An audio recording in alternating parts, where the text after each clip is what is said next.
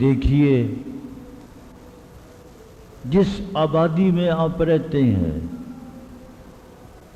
محلے والے، گلی کوچے والے، پڑوس والے، ان کے مستقل حقوق ہیں، آداب ہے، ان کے ساتھ برتاؤ کس طرح ہم نے کرنا ہے، یہ بھی مستقل دین کا حصہ ہے، قرآن و سنت کا حصہ ہے۔ ماں باپ کے حقوق الگ ہے کہ اپنے ماں باپ سے کیسے پیش آنا ہے۔ ماں باپ تو بہت بڑے ہیں، بھائی ہیں، بہنیں ہیں، چچا ہے، تایا ہے، ماموں ہے، پھوپھی ہے، خالہ ہے، ان کی اولاد ہے، رشتہ دار ہے، قرابت دار ہے، ان کے ساتھ خونی تعلق ہے۔ تو خونی تعلق والوں کے ساتھ کس طرح پیش آنا ہے، کیسے آداب بجا لانے ہیں۔ دین بہت جامع ہے۔ حضور پاک صلی اللہ علیہ وسلم نے جو دین امت کے سپرد فرمایا ہے، یہ بڑا ہی جامع، ہر گوشے پہ، ہر زاویے پر حاوی ہے۔ امت کے اندر کوئی ایسا گوشہ نہیں کہ جس گوشے، جس زاویے کے بارے میں قرآن و سنت کے اندر ہدایت موجود نہ ہو۔ دوستوں کے، احباب کے، ان کے حقوق ہیں۔ ملنے ملانے والا اپنے گھر سے چل کر، اپنا وقت نکال کر کوئی شخص آپ کے گھر آتا ہے، اس کے مستقل حقوق ہیں، آداب ہیں۔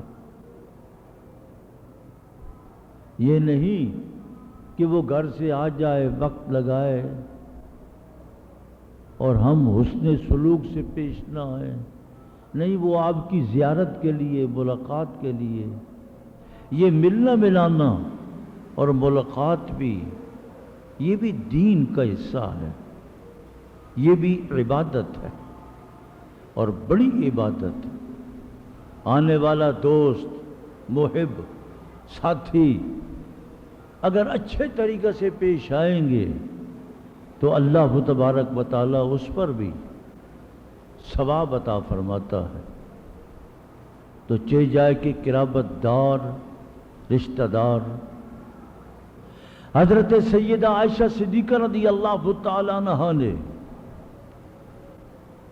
اس حدیث پاک کے اندر ذکر فرمایا کہ یہ قرابت داری، رشتہ داری،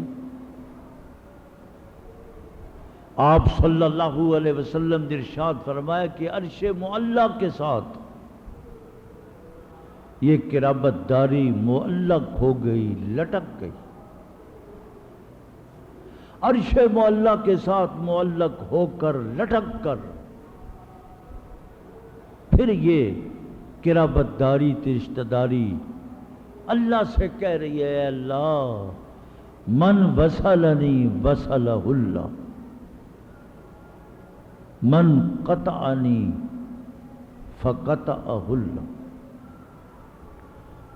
دیکھیے یہ قرابت داری اور رشتہ داری کو اللہ تبارک و تعالیٰ نے عقل دی، سمجھ دی، ذہن دیا۔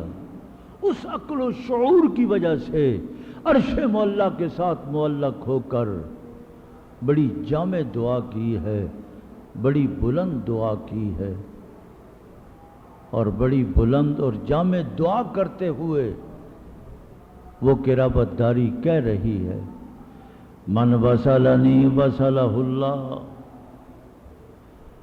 اے اللہ جس نے مجھے ملایا، صلہ رحمی کی، صلہ رحمی کرنے والوں کو آپس میں ان کا جوڑ پیدا فرما، محبت پیدا فرما، ان کو بھی جوڑ دے۔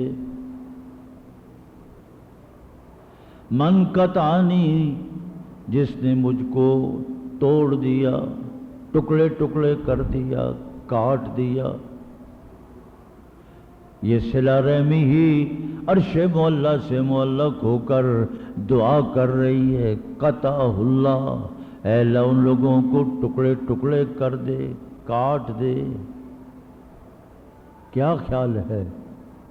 اس حدیث پاک کے مفہوم میں غور فرمائے، بہت ذو معنی اور بڑی گہرائی اور عمق اس حدیث پاک کے اندر موجود ہے کہ صلہ رحمی کو اللہ تبارک و تعالیٰ نے عقل اور شعور عطا کرتے ہوئے اسے اپنی زبان قال بھی دے دی، اور اپنی زبان قال سے عرش معلی کے ساتھ معلق ہو کر اس نے یہ دعا کی ہے، میرا تو ایمان ہے، آپ کا بھی ایمان ہے کہ عرش معلی کے ساتھ معلق ہو کر جو صلہ رحمی نے اور قرابت داری نے، رشتہ داری نے جو دعا کی ہے، بد دعا کی ہے، وہ اللہ پاک کی بارگاہ میں یقیناً وہ قبول ہو چکی ہے۔ معاشرے کے اندر بھی ہم نے دیکھا کہ جن لوگوں نے قرابت داروں سے، رشتہ داروں سے کٹ گئے، قطع رحمی کی، اور قطع رحمی کرنے والے پھر اس دعا کے مصداق بنے، ٹکڑے ٹکڑے ہو گئے، الگ الگ ہو گئے، ان کا کوئی نام لینے والا اس دنیا میں نہ تھا۔ وسائل موجود ہے، اسباب موجود ہے، وسائل و اسباب کے باوجود وہ بالکل ہی اجنبی بن گئے، کوئی نام لینے والا نہیں، جان پہچان والا نہیں۔ اسی کے مقابلے میں جن لوگوں نے صلہ رحمی کی، قرابت داروں کے حقوق وہ مسلسل ادا کرتے رہے، رشتہ داروں سے ملتے رہے، غمی میں، خوشی میں، اور ہر موقع پر ان کے ساتھ چلتے پھرتے رہے، شرکت کرتے رہے، اللہ تبارک و تعالیٰ نے اس کے باوجود کہ کوئی وسائل نہیں، اسباب نہیں، لیکن اپنے قبیلے میں، کنبے میں، خاندان کے اندر، اپنے محلے میں، آبادی میں ان کا ایک نام ہے، ان کی ایک پہچان ہے۔ وہ پہچان کہاں سے ملی؟ اسی حدیث پاک نے ان کو اپنی پہچان دی، من وصلنی وصلہ اللہ، من قطعنی فقطعہ اللہ۔ جو صلہ رحمی سے پیش آتا ہے پھر اللہ تبارک و تعالی اس کو ایک خاص پہچان عطا کرتا ہے۔ جو قطع رحمی کرتا ہے پھر اسی حدیث کا مصداق وہ ٹکڑے ٹکڑے ہو گئے، بے نام و نشان ہو گئے، ان کو کوئی جاننے والا نہیں، ان کی کوئی پہچان نہیں، ان کی کوئی نشانی نہیں۔ حدیث پاک میں آتا ہے کہ ایک صحابی حضور پاک صلی اللہ علیہ وسلم کی خدمت اقدس میں حاضر ہوئے اور عرض کیا، حضور میرے رشتہ دار، میرے قرابت دار، میں سب کے ساتھ صلہ رحمی سے پیش آتا ہوں، ہر ایک کے ساتھ، لیکن میرے جتنے رشتہ دار تھے، قرابت دار ہیں، میں سب کے ساتھ حسن سلوک کے باوجود، خوش اسلوبی کے باوجود کہ میں حسن سلوک سے پیش آ رہا ہوں، خوش اسلوبی سے پیش آ رہا ہوں، وہ میرے ساتھ گالی گلوچ، غیبت، جھگڑے، گلے شکوے، یجہلون علیہ، ناپسندیدگی کے ساتھ میرے ساتھ ان کا معاملہ ہے۔ آپ صلی اللہ علیہ وسلم نے ارشاد فرمایا اس صحابی سے کہ اے میرے صحابی، جس طرح تو کہہ رہا ہے اور تو اپنے کہنے میں حق بجانے میں ہے، تو پھر تو پرواہ نہ کر، تو مسلسل اپنے رشتہ داروں سے قرابت داروں کے ساتھ تو صلہ رحمی کرتا رہے، حسن سلوک کرتا رہے، اچھا برتاؤ کرتا رہے، اچھی زبان اختیار کرنا، کوئی غیبت نہ کرنا۔ نتیجہ یہ نکلے گا کہ وَلَٰكِنَّ اللَّهَ ظَهِيرٌ عَلَيْكُمْ، اللہ تیرا مددگار ہوگا، اللہ پاک تیرے ساتھ ہمیشہ رہے گا اور رہتا ہے، تیری مدد کرے گا۔ وہ صحابی اتنے خوش ہوئے کہ میں صلہ رحمی کرتا ہوں، جواب مجھے قطع رحمی سے ملتا ہے، لیکن حضور پاک صلی اللہ علیہ وسلم کے ارشاد گرامی سے اب مجھے اور مزید تقویت حاصل ہو گئی ہے کہ صلہ رحمی بھی ایک دین کا اہم موضوع ہے، ایک حصہ ہے۔ اس لیے وہ صحابی اپنے رشتہ داروں کے ساتھ، قرابت داروں کے ساتھ حسن سلوک سے پیش آتے رہے، اور فرمایا حدیث پاک میں ہے کہ لیس الواصل بالمقافی۔ آج کل لوگ بھی یہ کہہ دیتے ہیں، لو جی ہمارے رشتہ دار قرابت دار، ہم تو ان کے ساتھ صلہ رحمی سے پیش آتے ہیں، لیکن وہ صلہ رحمی سے پیش نہیں آتے، قطع رحمی کرتے ہیں۔ ہم تو صرف ان لوگوں سے تعلق رکھتے ہیں جو ہمارے ساتھ تعلق رکھتے ہیں۔ جو صلہ رحمی کرے گا صلہ رحمی کی جائے گی، جو نہیں کرتا ہم نے بھی چھوڑ دیا ان کو۔ آپ صلی اللہ علیہ وسلم نے ارشاد فرمایا کہ یہ صلہ رحمی نہیں کہ جو رشتہ داروں قرابت داروں میں سے آپ کے ساتھ اچھا برتاؤ کرتا ہے، آپ بھی جواب میں اس کے ساتھ اچھا برتاؤ کرتے ہیں، تو یہ مکافات ہے، یہ ایک مکافات والا عمل ہے، یہ صلہ رحمی نہیں۔ آپ نے فرمایا وَلَٰكِنَّ الْوَاصِلَ الَّذِي إِذَا قُطِعَتْ رَحِمُهُ، صلہ رحمی اس بات کا نام ہے کہ جو قطع رحمی کرے، جو الگ الگ رہے، دور دور رہے، وَصَلَهَا، آپ اس کے ساتھ صلہ رحمی والا برتاؤ کریں۔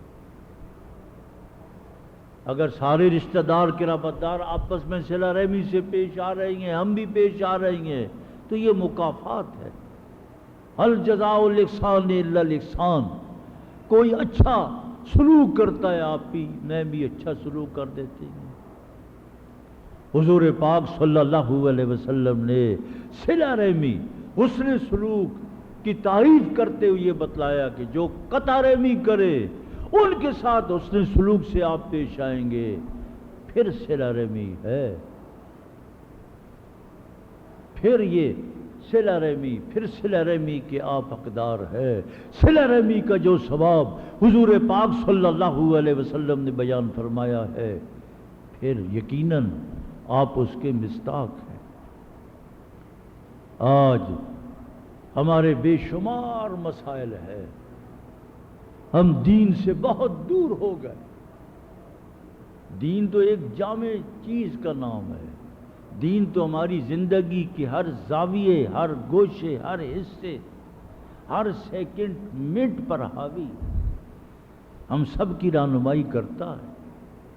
صرف دین اس کا نام نہیں کہ نماز پڑھ لو، روزہ رکھ لو، حج کر لو۔ نماز پڑھنا بھی دین، روزہ رکھنا بھی دین، حج کرنا بھی، یہ بھی دین ہے، لیکن بے شمار کئی حصے تھے، کئی زاویے دین کے اندر شامل ہے جس پہ ہمارا کوئی عمل نہیں۔ اس لیے دیندار بننے کے لیے ہم نے یہ بھی دیکھنا ہے کہ ہم دیندار ہیں۔ محلے میں اپنے ماحول کے اندر لوگ دیندار کہتے ہیں تو ہمارے قرابت دار رشتہ دار جو ہے وہ تو ہمارا کوئی گلہ نہیں کرتے۔ اگر وہ گلہ کرتے ہیں تو مطلب یہ کہ صلہ رحمی میں ہم صفر ہیں۔ نہیں، بھائیوں کے ساتھ اور بہنوں کے ساتھ ان کی اولاد ہے، خالہ ہے، پھوپھی ہے، جو بھی رشتہ دار قرابت دار ہے، جہاں بھی آپ اپنے گھر سے اس نیت سے کہ آج میں اپنی پھوپھی کو ملنے کے لیے جا رہا ہوں، خالہ کو ملنے کے لیے جا رہا ہوں، میرا بھائی فلاں مقام پر رہتا ہے، بھائی کو ملنے کے لیے جا رہا ہوں، یہ سفر جو آپ کر رہے ہیں اللہ ایک ایک قدم پر گناہ معاف کرے گا۔ اللہ ایک ایک قدم پر آپ کا مرتبہ بلند کرے گا۔ یہ سفر عبادت ہے، مالی غرض کے لیے نہیں جا رہا، دنیاوی غرض کے لیے نہیں جا رہا، صرف صلہ رحمی کہ میرا بھائی ہے، میرا ماں جایا ہے، میں اپنے بھائی کو، اپنی بہن کو آج ملنے کے لیے جا رہا ہوں۔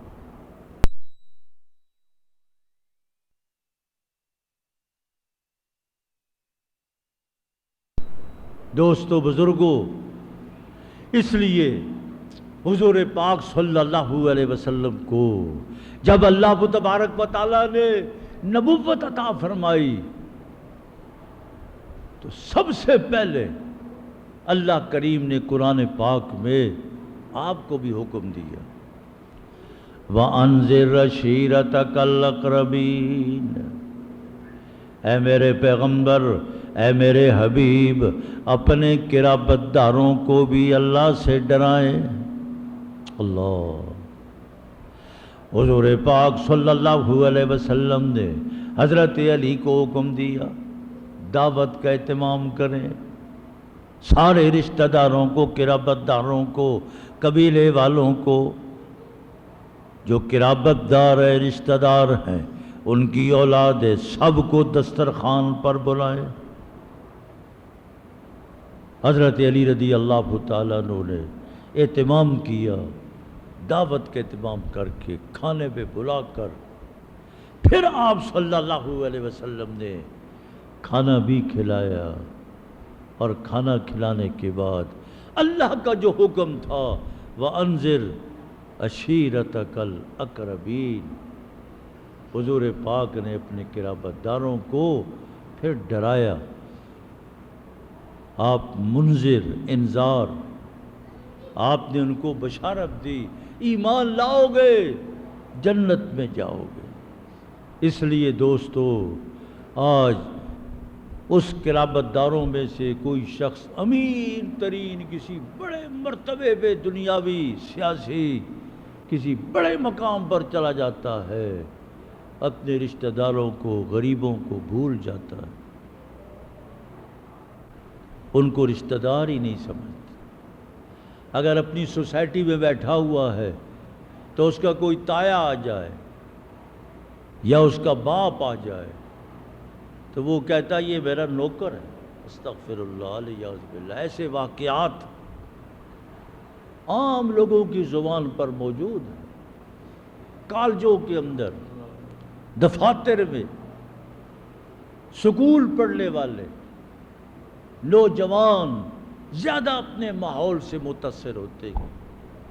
نہیں، ہم نے ماحول سے متاثر نہیں ہونا، ہم نے حضور پاک صلی اللہ علیہ وسلم کی ہدایات کو دیکھنا ہے۔